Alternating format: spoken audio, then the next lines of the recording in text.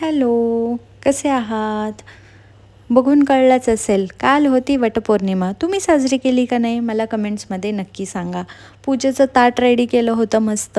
विड्याची पानं, त्याच्यानंतर गूळ खोबरं, हळद-कुंकू, तांदूळ, जानवं, दोरा वगैरे हे सगळं पूजेचं सामान घेतलं होतं छान मी आणि लवकरच गेले होते पूजेला. लवकरच नाही ॲक्च्युली 2 वर्ष लेट जात होते. यावर्षीही मी तोच गोंधळ घातला, लेट झाले होते. आता यावेळेस निमित्त होतं प्रान्वीचं.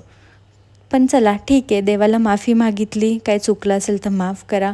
माझ्या पतीला दीर्घ आयुष्य लाभू दे चांगलं आणि जन्मोजन्मी देवा मला खरंच मनापासून इच्छा आहे हाच पती मिळावा. माझ्यासारख्या वेड्या पोरीला हात सांभाळतो, बापरे! याहून मोठं कार्य त्याच्या आयुष्यात काही नसणार आहे. खरंच मनापासून इच्छा आहे हाच पती मिळो, नेहमी आनंदात राहू तो. असं म्हणून मस्त फेऱ्या मारल्या वडाला, घरी आले, घरच्या देवांचीही पूजा केली.